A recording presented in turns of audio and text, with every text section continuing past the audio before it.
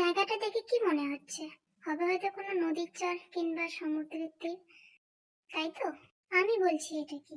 এটা হচ্ছে salt lake. Jaipur থেকে দিল্লি যাওয়ার সময় ট্রেনের জানালা থেকে এই জায়গাটা আমার চোখে পড়ে। তখন আমি আমার বরকে বলি, আচ্ছা সাদা সাদা ওটা কি দেখা যাচ্ছে, মরুভূমি? আমার বর বলে যে না, ওটা মরুভূমি না, ওটা সল্ট লেক। আমি ভীষণ আশ্চর্য হয়ে যাই, মরুভূমির মতন জায়গায় সল্ট লেক। সাথে টিয়াকে নিয়ে একদিন বেরিয়ে পড়লাম। রাস্তার দূরত্বটা অনেকখানি ছিল, তাই ভাবলাম গাড়িতেই টিয়াকে কিছু খাইয়ে দিই, নাহলে একটু পর তো ঘুমিয়ে পড়বে, তারপর আর কিছু খেতে চাইবে না। তো রাস্তা দিয়ে যাচ্ছিলাম, চারিদিকে মরুভূমি, সেরকম কোনো বাড়ি চোখে পড়ছিল না। আমি থাকি জয়পুরে। জয়পুর থেকে সল্ট লেক যেতে মিনিমাম 2.5 ঘন্টা তো লেগেই গেছিল। ফাঁকা রাস্তা, চারিদিক মরুভূমি, আর রাস্তার ধারে ধারে মাঝে মাঝে ভেড়ার দল, গরুর দল আর ভোষের দল। তাহলে বুঝতেই পারছো দৃশ্যটা কত সুন্দর হতে পারে। টিয়া তো অলরেডি ঘুমিয়েই পড়েছে। আসলে আমি কি বলবো বুঝতে পারছি না। আমার ভিডিও বানানো, এডিট করা, ভয়েস দেওয়া এগুলোর অভিজ্ঞতা খুব কম। কি হলো, তাই ভিডিওটা কোনোরকম ভাবে এডিট করে পোস্ট করে দিলাম। জানি না তোমাদেরকে কতটা ভালো লাগবে। ভালো লাগলে অবশ্যই জানাবে। এভাবেই গাড়িতে বসে গান শুনতে শুনতে আর গল্প করতে করতে পৌঁছে গেলাম সল্ট লেকের অনেক কাছে। তো তোমরা দেখতে পাচ্ছ যে সাদা সাদা নদীর চর আর রাস্তার ধারে মাটির ঢিপ। এগুলো কিন্তু মাটি না, এগুলো লবণ এভাবে ঢিপ করে রেখেছে।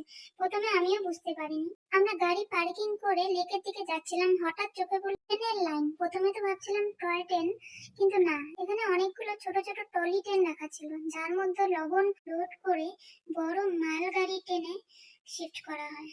আস্তে আস্তে এগিয়ে গেলাম নদীর চরের দিকে। তো এখানে এসেই টিয়ার তো ফটোশুট স্টার্ট হয়ে গেছে।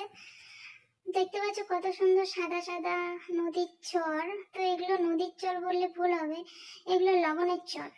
তো প্রথমত আমার মনে হচ্ছিল যে না, এগুলো বালু আর মাটি, কিন্তু পরবর্তীতে আমি হাত দিয়ে দেখছিলাম যে এগুলো আদৌ লবণ নাকি বালু। তো টিয়া তো খুব এনজয় করছে, সাথে ওর বান্ধবীও আছে। ও ডান্স করা শুরু করে দিয়েছিল রীতিমতো। টিয়া বলছিল মাম্মা আজকে আর বাড়ি যাবো না, আজকে এখানেই থাকবো, খুব ভালো লাগছে আমার। আমি বলছি হ্যাঁ, আজকে আর বাড়ি যেতে হবে না, তুমি থেকো নদীর চরে, আমি তো চলে যাবো বাড়িতে। প্রথমে তো ভাবছিলাম যে লবণের তীর যেহেতু যাচ্ছি, তো সেখানে তো লবণের আশেপাশে পাহাড়ও থাকবে, তো সেরকম কিছুই ছিল না। তো আমার বারবার মনে হচ্ছিল যে এগুলো বালু নাকি। তো আমি একটু হাতে নিয়ে দেখছিলাম যে আদৌ এগুলো লবণ কিনা।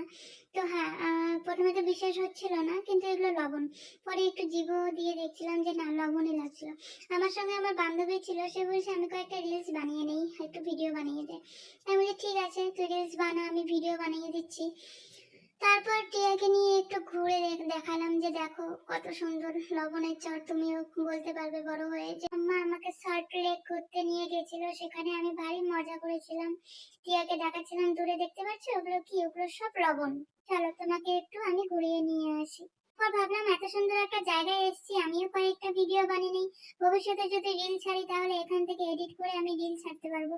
তখন আমি টিয়ার সঙ্গে কয়েকটা ভিডিও বানাচ্ছিলাম আর টিয়াকে ঘুরিয়ে ঘুরিয়ে দেখাচ্ছিলাম। টিয়া বারবার আমার হাত ছেড়ে দৌড়চ্ছে, বারবার বলছে যে মামা আমাকে ছেড়ে দাও, আমি হেঁটে হেঁটে করবো না, আমি দৌড়ে দৌড়ে সবটা দেখবো। দিন দিন মেয়েটা আমার ভীষণ দুষ্টু হচ্ছে। তোমরা বলে দাও বাচ্চাকে কি করে শান্তশিষ্ট রাখতে হয়। তো চলে গেলাম একদম নদীর পাশেই। সেখানে দেখতে পাচ্ছ সাদা সাদা ফেনা। আমিও দূর থেকে দেখছিলাম যে ওগুলো কি, তখন পাশে চলে আসলাম যে এগুলো না লবণের ফেনা। তো টিয়া দেখছে, আমাকে দেখাচ্ছে মামা এগুলো কি দেখতে পাচ্ছ। ও তো রীতিমতো ভয় পেয়ে গেছিল যে মামা এগুলো কি সাদা সাদা ফেনা, ও তো জীবনে প্রথমবার দেখছে। তখন ও দৌড়ে চলে যায় ভয়ে যে মামা ওগুলো কি, ওগুলো এরকম কেন। আমি ডাকছিলাম যে আসো পাশ থেকে দেখো, এগুলো লবণ থেকেই তৈরি হয়েছে। তখন বাড়ির থেকে বের হই ওর ঠাম্মি বারবার বলছিল টিয়া সল্ট লেক ঘুরতে যাচ্ছ, আমার জন্য লবণ নিয়ে আসবে। তো টিয়া আমাকে বারবার দেখাচ্ছে যে মাম্মা এই লবণগুলো নিবো ঠাম্মির জন্য, ঠাম্মি তো বলছিল নিয়ে যাওয়ার জন্য। দুষ্টু মেয়ে আমার জিভে দিয়ে দেখছে যে এগুলো লবণ কিনা। টিয়ার বয়স সবেমাত্র 1.5 বছর। এর আগে না আমি ওকে কখনো বাইরে এত দূরে ঘুরতে নিয়ে যাইনি। ভাবতাম যে এত দূরে জার্নি করলে হয়তো শরীর অসুস্থ হয়ে যাবে। বাড়িতে বেশিরভাগ টাইমটাও আমার সঙ্গেই থাকে, কিন্তু মাঝে মাঝে বোর হয়ে যায়, তখন আমি ওকে গার্ডেনে ঘুরতে নিয়ে যাই। টিয়ার বাবা আমাকে অনেক কয়েকবার বলেছে যে চলো কোথাও বাইরে ঘুরতে যাই।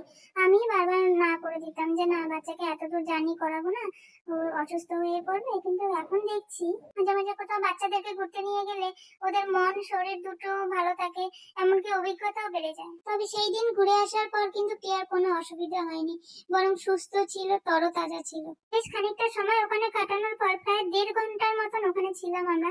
তারপর টিয়াকে বললাম, টিয়া চলো, অনেক খেলা হয়েছে, এখন বাড়িতে যাবো। টিয়া বলছে, না মা, আমার এখনো খেলা শেষ হয়নি, আমি আর একটু খেলবো। আমি বললাম, ঠিক আছে খেলো, কিন্তু তাড়াতাড়ি খেলা শেষ করো, এবার আমাদের বাড়ি যেতে হবে, অনেকটা দূরও তো যেতে হবে নাকি। আমাকে বারবার ডাকছিল, মা এদিকে এসো, আমি না লবণের মধ্যে কিছু আর্ট করব, তুমি দেখবে আমি কি আর্ট করব। আমি বলছি, ঠিক আছে দেখি তুমি কি আর্ট করবে, করো, তাড়াতাড়ি করো, আমি দেখবো। বলছে, আমাকে ভাবতে দাও, আমি কি লিখবো। চারিদিকে এত হাওয়া বইছিল যে টিয়ার চুলগুলো বারবার ওর চোখে আসছিল। তখন আমি টিয়াকে ডাকলাম, মাম্মা এদিকে এসো, আমি তোমার চুলগুলো ঠিক করে দেই, তখন তোমার খেলতেও সুবিধা হবে আর চুলগুলো সামনেও আসবে না, চোখেও লাগবে না। বলছে, মাম্মা তাড়াতাড়ি করো, আমি খেলতে যাব, আমার বান্ধবী আমাকে ডাকছে। আমি বলছি, ঠিক আছে দিচ্ছি দিচ্ছি, একটু ধৈর্য ধরো। বেশ কিছুটা সময় এভাবে কাটানোর পর আমি দেখছিলাম যে আশেপাশে কোনো ধাবা কিংবা রেস্টুরেন্ট আছে কিনা। চারিদিকে আমি একটু ঘুরে দেখলাম যে কোথাও কিছু খাবার পাওয়া যায় কিনা। শহর থেকে এতটা দূরে থাকার কথাও না। ফাইনালি টিয়ার ভাবনা হয়ে গেছে কি আর্ট করবে। তো আমাকে ডাকছে, মামা এসো এদিকে, আমি কিছু আর্ট করছি লবণের উপর। তো বারবার আমাকে ডাকতে আসছে। আমি গেলাম পাশে, পাশে গিয়ে দেখি ও কিছু একটা আর্ট করছিল লবণের মধ্যে। তো আমি জিজ্ঞেস করলাম যে, মামা এটা তুমি কি আর্ট করছো। বলছে, মামা কিছু না, যেটা মনে আসছে সেটাই আর্ট করছি, আর বেশিরভাগই ওর বান্ধবী যেটা আর্ট করছে সেটা ওর ডিস্টার্ব করছে। তো এখানে আমার বান্ধবী বলছে যে আমি একটা রিলস বানাবো, কি ডলি লেকে আজা সসনা। তাই বলে ঠিক আছে, আমি মোবাইলটা ধরে দিচ্ছি, তুই রিলস বানা। তো একবার না দুবার না, মোটামুটি কয়েকবার এভাবে বানালাম। তো টিয়াকে বলছি, ঠিক আছে মামা, খেলা হয়ে গেছে, এখন চলো, এখন যেতে হবে, কারণ অনেকটা দূরেও তো যেতে হবে। ও বলছে, মামা একটু চেটে দেখো, লবণ লবণ লাগছে। আমি বলছি, না আমার চাটা হয়ে গেছে, তোমারও চাটা হয়ে গেছে, আর চাটতে হবে না, এবার চলো। টিয়া তো আসতেই চাইছিল না। তবে অনেকক্ষণ বলার পর ফাইনালি টিয়া বলল, ঠিক আছে মামা, আমার খেলা হয়ে গেছে, এখন চলো বাড়িতে যাব। পাপা মনে হয় আমার জন্য ওয়েট করছে, কান্না করছে, ওর এখন পাপার চিন্তা হচ্ছে। আমি বলছি, ঠিক আছে, হ্যাঁ তোমার পাপা না তোমাকে মিস করছে, চলো এবার যাওয়া যাক। তো আমরা গাড়িতে বসে পড়লাম, টিয়াও বসে পড়লো। কিছুটা পথ আসার পর হাইওয়েতে গাড়িটা থামালো। দেখতে পেলাম একটা বেশ সুন্দর বড়সড় ধাবাই ছিল।